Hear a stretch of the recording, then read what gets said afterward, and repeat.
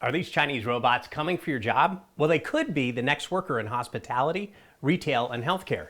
I'm Kurt the Cyber Guy. Follow me at cyberguy.com and see why hundreds of thousands of people get my newsletter for free.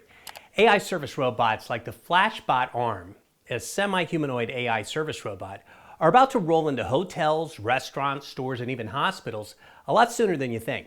Developed by Pudu Robotics in China, this wheeled robot combines dexterous robotic arms with AI-powered intelligence.